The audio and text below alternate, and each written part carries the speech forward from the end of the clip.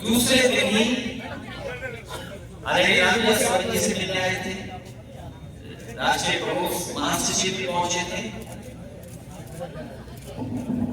जो घटनाक्रम हुआ है, जिस बात को लेकर के यहाँ पर आगरा में तलवारें लहराई गई, बंदूकें भी लहराई गई, डंडे थे वो लहराए गए। सुना है कि वो शांतिपूर्ण तरीके से सम्मेलन करने की परमिशन सरकार ने दी थी, और उससे पहले हमने आपने सबने वो तस्वीरें देखी जहां पर बुलडोजर से चल करके कई थानों को क्रॉस कर करके लोग आए थे, तोड़ फोड़ से लेकर के हमला किया है। उनका इरादा क्या था? उनका इरादा ये भी रहा होगा कि जान ले लें, क्योंकि जिस तरह के कथन, जिस तरह के वीडियो आ रहे हैं सामने, उसमें जो बोला जा रहा है लोकतंत्र में, आजाद देश में इस तरह की भाषा और व्यवहार किसी के साथ नहीं हुआ होगा जिस तरह का हमने आपने व्यवहार और भाषा को देखा है। ये जो तलवारें लहराई जा रही थी, ये बोले सीधे सारे लोगों का फायदा उठा रहा था। मैं इस बात को इसलिए कह रहा हूँ, जिसने मुझे मारने का कहा कि मैं गोली मारूंगा, वो बहुत ही गरीब, भोला भाला, सीधा इंसान है। इसी तरह बहुत सारे भोले भाले लोग आए थे, उन्हें कठपुतली की तरह इस्तेमाल किया जा रहा था। उन्हें ये भी नहीं पता था कि उनके कठपुतली बनाने में किनकी उंगलियों में धागा है। लखनऊ वालों के हाथ में धागा था कि दिल्ली वालों के हाथ में धागा था। ये जो कुछ हम लोगों ने देखा, ये लखनऊ और दिल्ली का जो झगड़ा है बड़ा वाला, उसकी वजह से ये ताकत दिखाने का प्रदर्शन हुआ। आगरा सामाजिक न्याय के राज्य से स्थापित करने का जो संकल्प हम लोग उठा रहे हैं, उसी से रास्ता मिलेगा। क्योंकि बाबा साहब भीमराव अम्बेडकर जी का दिया हुआ संविधान ये हमारे लिए ढाल है, और कई मौकों पर कहा संविधान ढाल के साथ साथ संविधान हमारा संजीवनी है।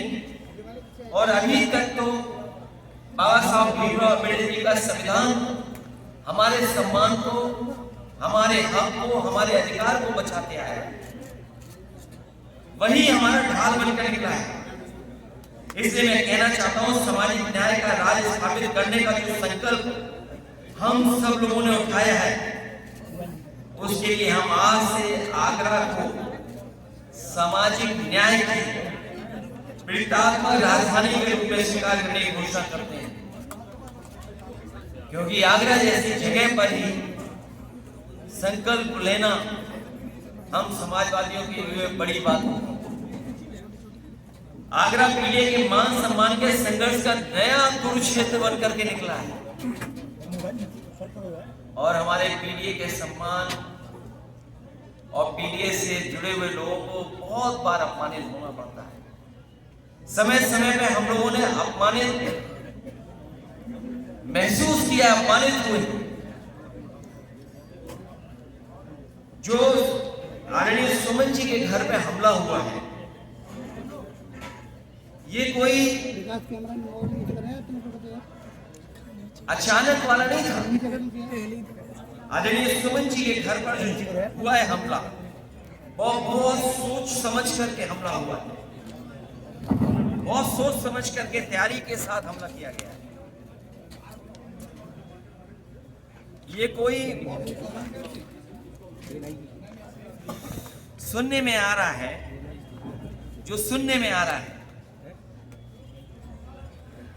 हो सकता है वो बात आप लोगों तक मुझसे पहले पहुंच गई हो, योगी जी की निगरानी में उनके एक सलाहकार और कुछ इंडिपेंडेंट स्वजातीय एमएलए जो राजस्थान के थे, इंडिपेंडेंट एमएलए को लखनऊ के एक बड़े होटल में बुलाया गया था।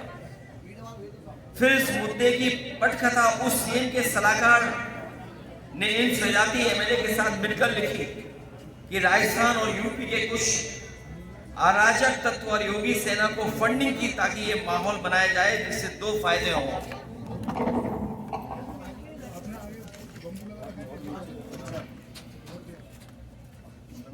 केंद्र की बीजेपी सरकार को यह बताया जाए कि राजपूत योगी के साथ है और योगी की सीएम कुर्सी बनी रहे। यूपी में पीडीए और आगरा में मुख्यतः जाटा मुस्लिम निषाद और कुशवाहा समाज में एक डर पैदा किया जाए और खासकर पीडीए समाज में एक डर पैदा किया जाए जिससे ये अपने हक की आवाज उठाना बंद कर दें। इन सब के पीछे सरकार का सपोर्ट और फंडिंग थी। किसने खाने का इंतजाम किया, किसने टेंट का इंतजाम किया, कौन कुर्सी का इंतजाम करा रहा था, कौन हॉस्टल में रुकवा रहा था, कौन होटल में रुकवा रहा था। इस सब के पीछे सरकार का सपोर्ट और फंडिंग है। कई एजेंसियां जो योगी के सेना की गाड़ी में काफिले नफरत वाले रील्स और अफवाहों की फोटो को वायरल करते हैं। आखिरकार ये वायरल कौन करता है, ये फोटो को, रील्स को? उसके पीछे कौन है, कौन फंडिंग कर रहा है? इन सब के तार कई जिलों से जुड़े हुए हैं जो मुख्यमंत्री जी के स्वजाती लोग हैं।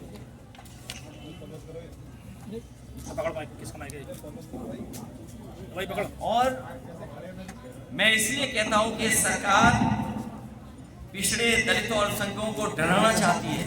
कई मौकों पर हम लोगों ने घटनाओं में देखा है, उनके काम करने के तरीके को देखा है, क्योंकि वो जानते हैं कि पीडीए की ताकत 2027 में सपा को साथ दे रही है। सपा के साथ खड़े हैं पीडीए के लोग, उसे डराए धमकाएं, और वो डराना धमकाना हम लोगों ने देखा था।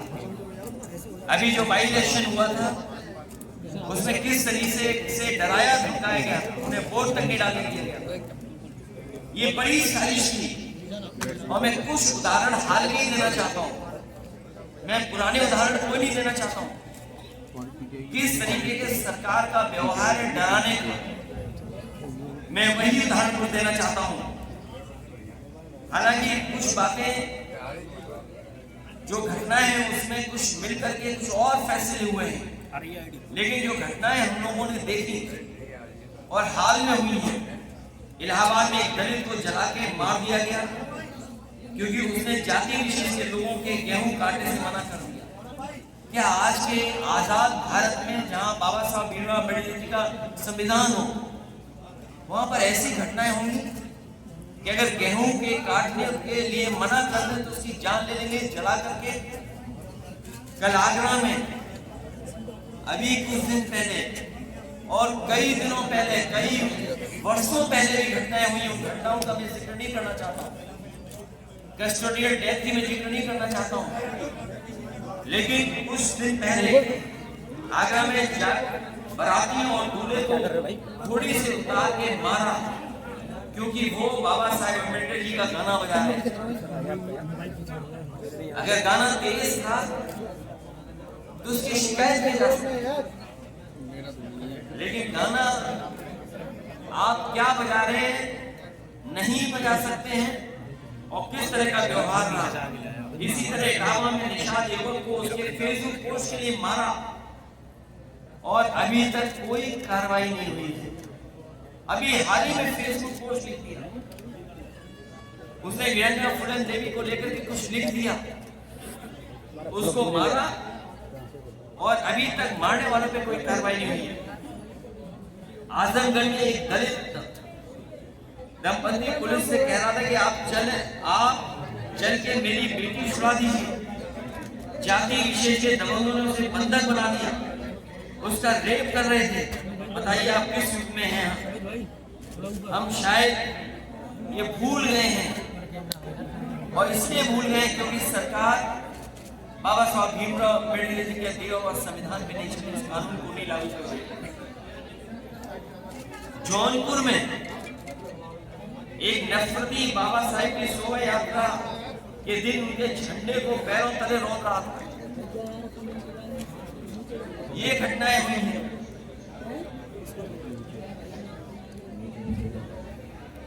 ये सब इसलिए हो रहा है क्योंकि आज सामंतवादी और प्रभुत्ववादी उनको पता है कि उनकी सरकार है और अगर इस तरह का काम करेंगे तो उन पर कोई कार्रवाई नहीं होगी।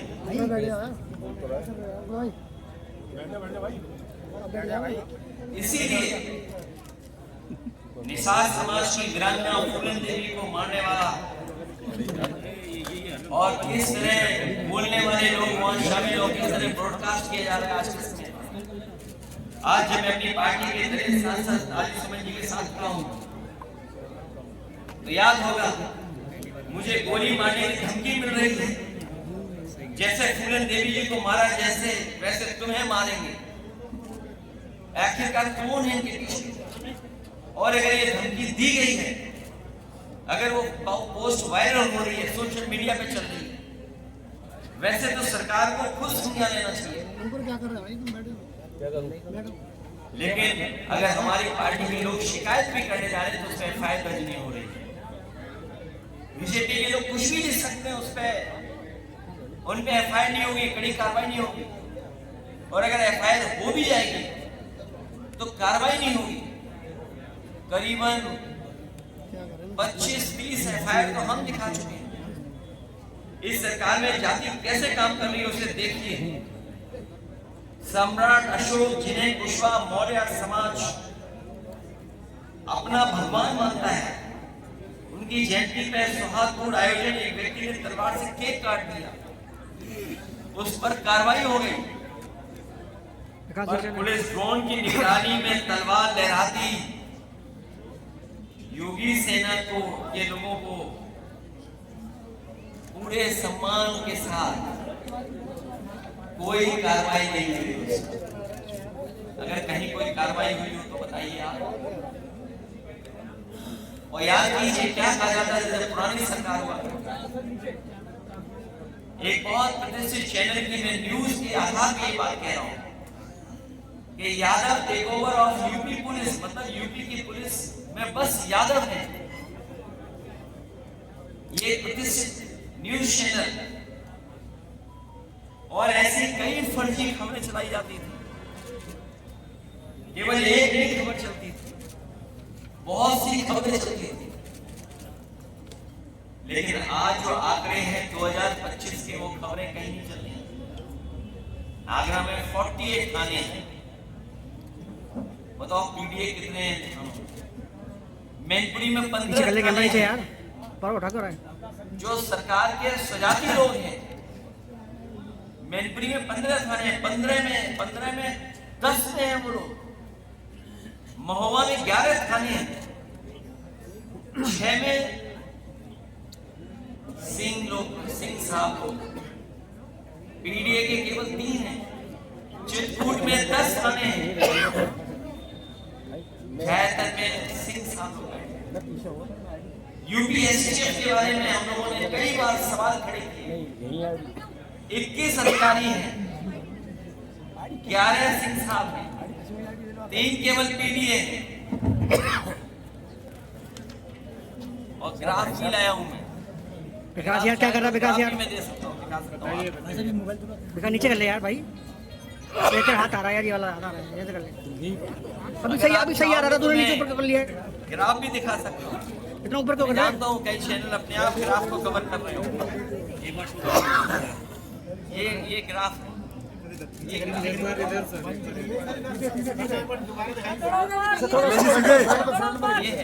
तो मैं केवल 4 जगह का बता रहा हूं। मैं आप केवल 4 जगह की बात कर रहा हूं। एसटीएफ का देख लीजिए आप। अगले ही शब्द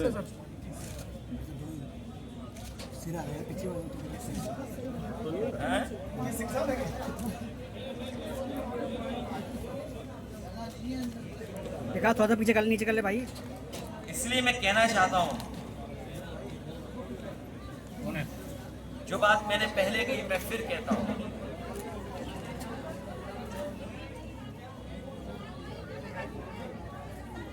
जो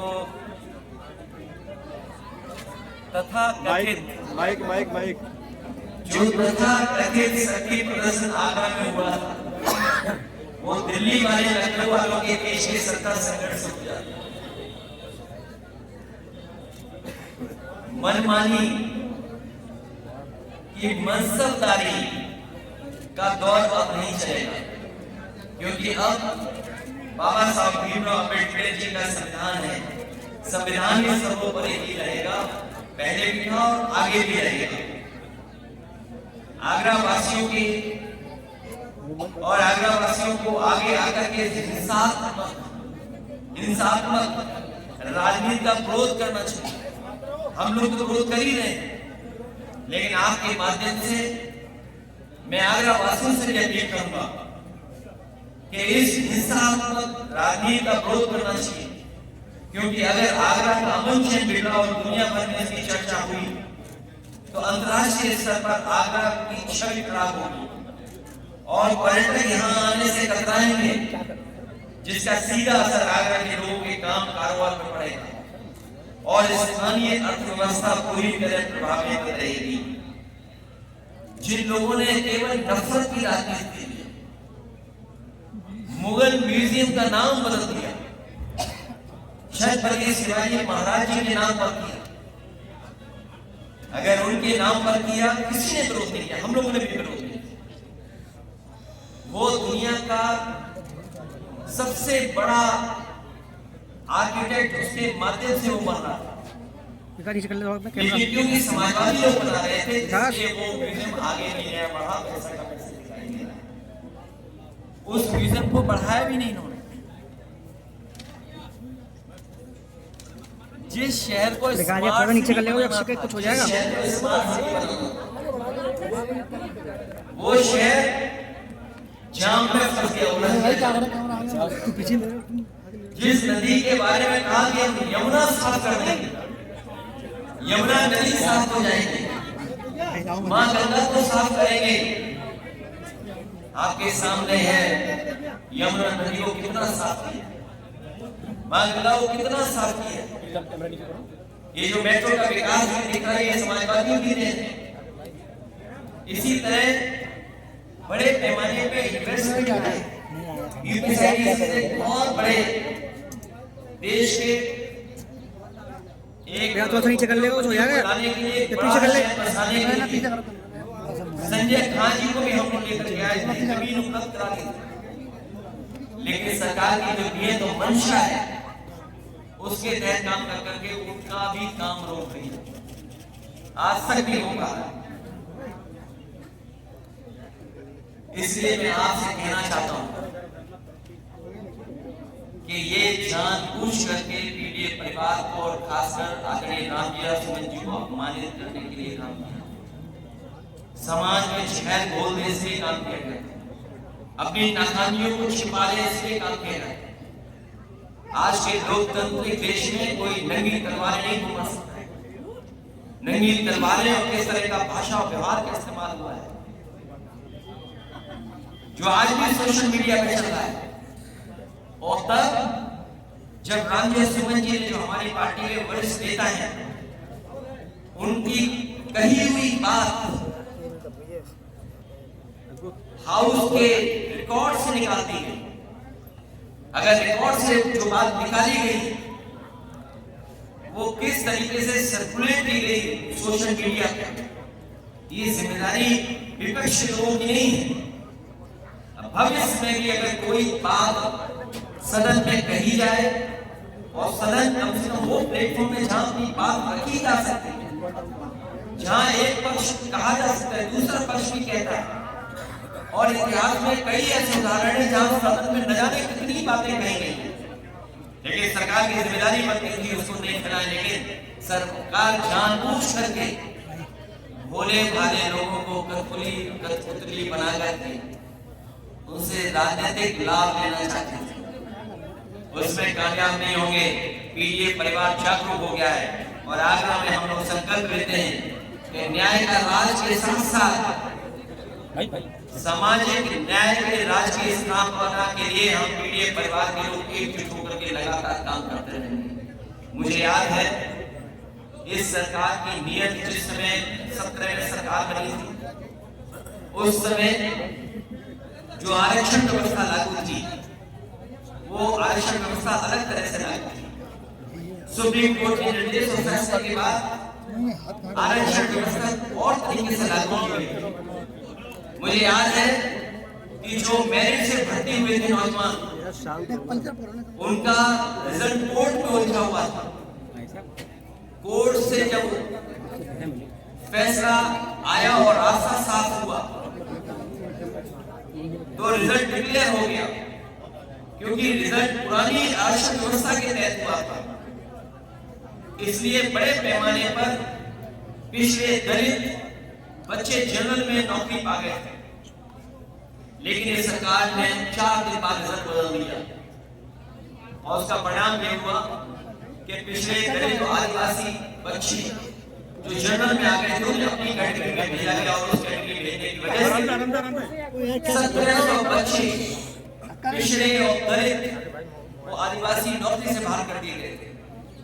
मैंने अपने सामने एक पेशवा नौजवान को आगरा का रोते हुए उसकी बात को सुना और रोते हुए कह रहा था कि मैं भर्ती हो गया था, लेकिन मुझे भर्ती से निकाल दिया गया।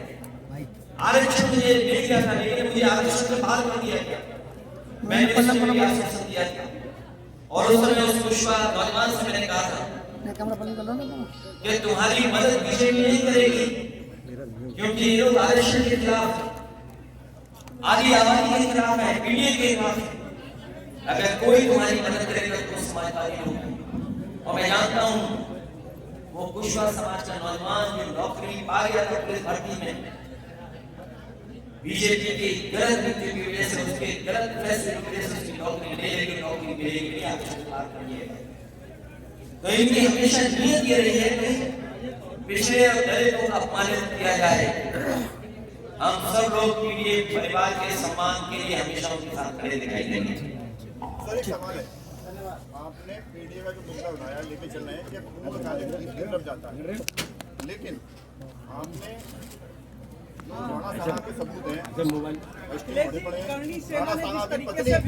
कर्णावती ने भाई को बुलाया था। मैंने आपसे कहा और मैंने लोकसभा में कहा, कई मौकों पर मैंने कहा, मैं कई मौकों पर कहा जो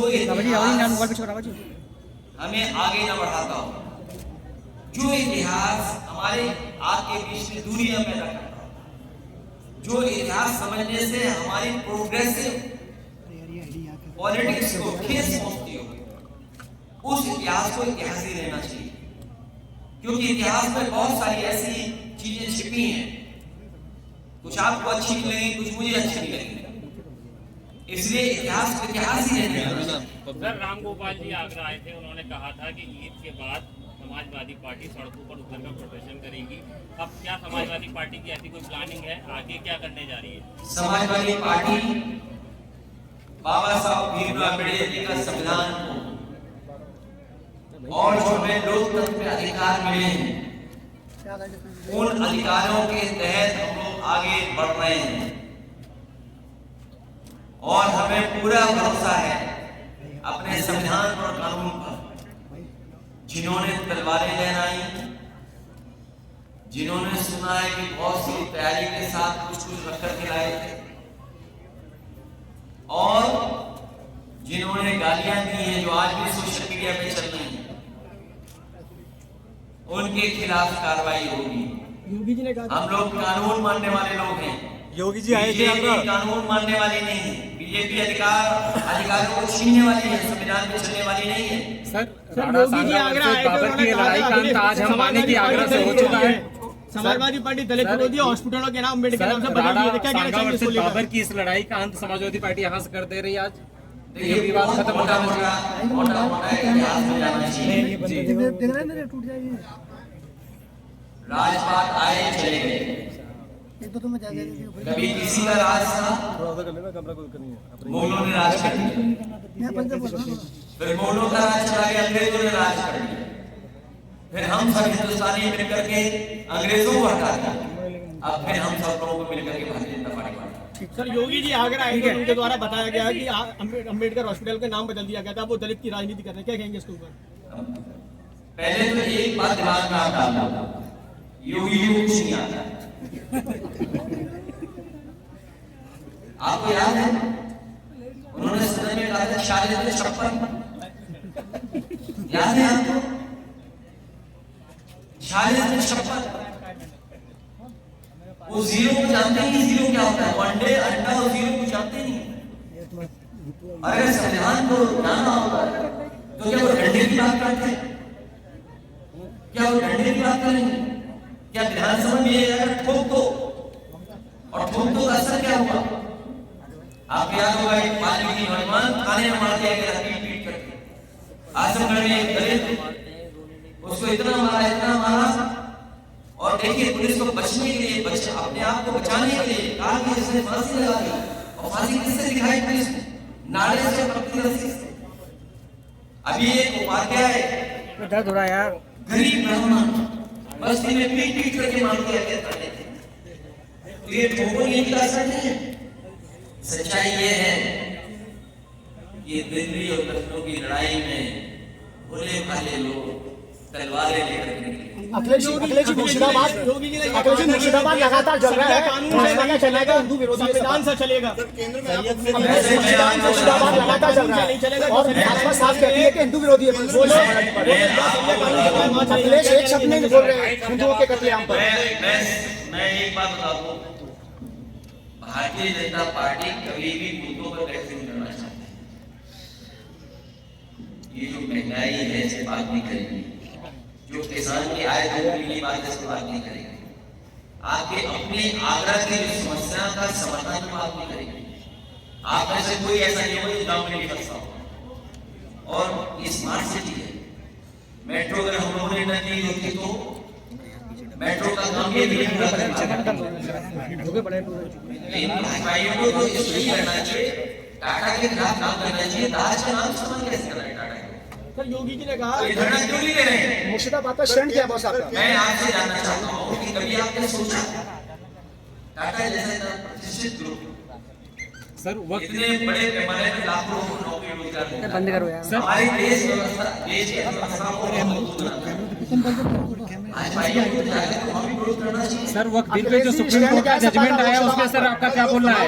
वक्त bill pay sir supreme court का जजमेंट, मुझे उम्मीद है सुप्रीम कोर्ट न्याय करेगा और जिस दिशा में सुप्रीम कोर्ट बता रहा है और जो चर्चाएं में बात आ रही है, सरकार मनमानी कर रही है, सरकार मनमानी कर रही है। ठीक है ये मन ज्ञान से चलने वाले लोग हैं, संविधान से चलने वाले लोग नहीं हैं। ठीक है ठीक है कानून ठीक है ठीक है थैंक यू वेरी मच। मैं आपसे कहना चाहता हूँ, ये जो ग्राफ है, ये ग्राफ को जरा ध्यान से पढ़ो, आपको सब समझ में आ जाएगा। अगर ये नहीं समझ में आ रहा हो तो फिर मैं और क्या चर्चा करूं? ठीक है ठीक है। दलित परिवार जो पिटा है उसको मुलाकात करेंगे आपके?